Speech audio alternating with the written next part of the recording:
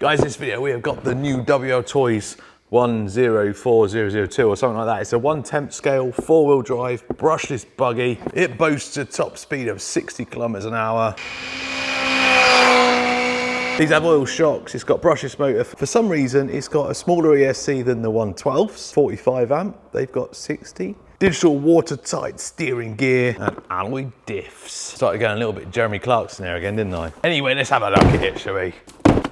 Instructions and a spoiler and a charger and some tools and some spares, some cardboard, some more cardboard, the buggy, 3000 milliamp hour LiPo 2-cell, a box, a transmitter. So about a year ago, WLToys blessed us with this 1/10 scale. This is the 104001, a 1/10 scale brushed 4-wheel drive buggy. This was a bit of a letdown, and the biggest thing for me was the chassis. It had way too much flex. Mine's in bits because I broke it because of that chassis flex. I hit like a little raised bit at the skate park and the chassis bent up and it damaged or broke the motor mount, or at least bent it out of shape and pulled the motor out of its mesh. Now they did bring out a carbon chassis, which I've put on here, but the carbon chassis was too thin. It didn't have a kick up at the front, again, made it too flexible. So I've doubled. Underneath that carbon chassis is the stock chassis.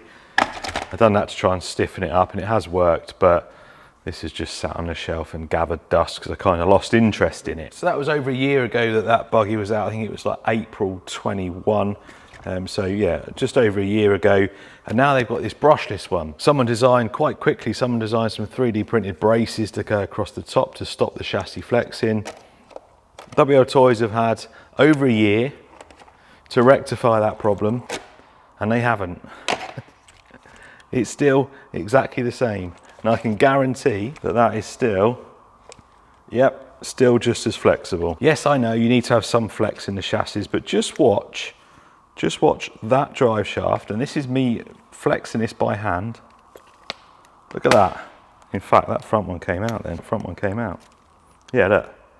That front one comes out. Now, I've not got superhuman strength. I don't think you should be able to pop drive shafts out by hand. Anyway, let's not talk about that just at the moment. It might not be a problem. It depends what environment you're taking it in. If you take it just on grass and small jumps, it's probably not going to be a problem, but they've had over a year to sort it out and they've not. So you get that metal chassis, metal drive shafts at the front and the rear. Can't remember what kV the motor is, i.e. what speed it is. I'll put it up on the screen now. Get a 45 amp ESC. Now that really surprises me.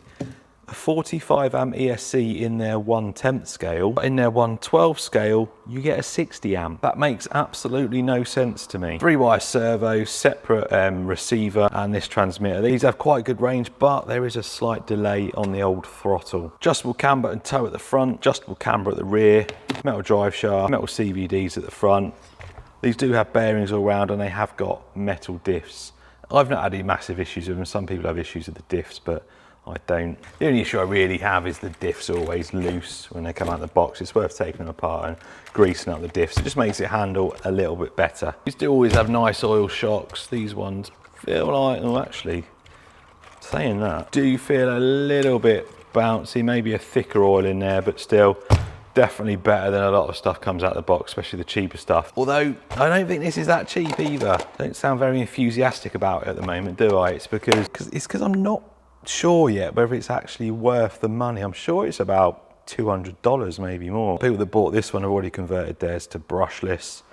This looks like it's just had a brushless setup slapped in it and they've not done anything else to it. So let's charge the battery, let's see how fast it is. It says 60 kilometers an hour. I'm not sure it's going to do that. Just put a video out of this Bandit VXL. That says 70 mile an hour on the box, and yeah, it definitely doesn't do 70. It can't, and that thing can't even do 70 out of the box because you need an extra pinion that doesn't come with it. So it's not just the little names that tell porky pies on their boxes. Anyway, let's get battery charged, see how fast she is, then take it for a bath. So it's another windy day. We'll get the wind behind us, so it should give us a bit of an advantage. We're looking for 60 kilometers an hour, which Google informs me is 37.2 miles an hour. So as with the other WLToys, there is a delay in the throttle. I will just demonstrate that now.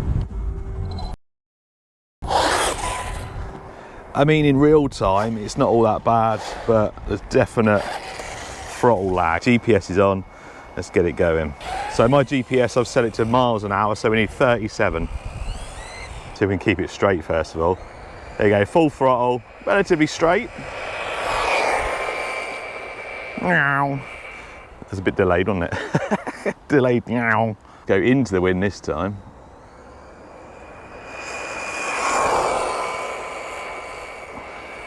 Nice close shot here. It's relatively straight, so I should be able to do it on this path as well. Yeah, look at that, nice.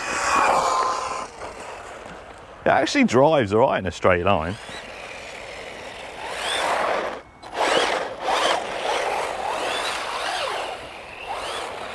Come on, violent speed racing, super fast. Oh, 35, not a bad effort. Kilometers an hour, 57, so it's only 3 kilometers an hour off. That's 60, that's not bad. I'm impressed. It's nearly box speed. Maybe a better battery would have got it to that 60. So I'm not really sure what to think about this buggy. I mean, it's pretty quick on this terrain. I mean, it's not quick in a straight line, is it? 30, was it 35? But, you know, it doesn't show on this terrain. Certainly not bad. It's expensive though, that's my problem with it. Oh, it jumps nice. It's over $200 and I'm not sure if it's worth it, but certainly jumps all right. These aren't the correct tyres really for on the grass. I think they're carpet tyres, but it doesn't impress going in a straight line, but in this environment, it's actually not that bad. I come over here thinking, oh, it's going to be, uh-oh. Well, famous last words, eh? That's all right, it's just popped out. They all do this. One of the good things about these buggies is they've got turnbuckles that pop off when you crash it. It kind of, I guess it stops things breaking, because you just pop them back on again. Jumps well. Uh-oh, switched off. Watch how well it jumps. That's nice.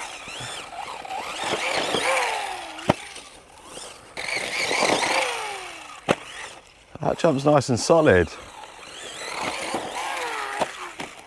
I've lost bait. I've got that one. That's camber. Where's my toe? Where's my steering link? Gotcha. Well, I don't know what to say about this now. I didn't like it. I wasn't really that keen on it. But this has kind of changed my mind a little bit. It actually doesn't perform too badly. You get a decent deal on it. It might not be that bad, but I wouldn't pay to over $200 for it, I don't think.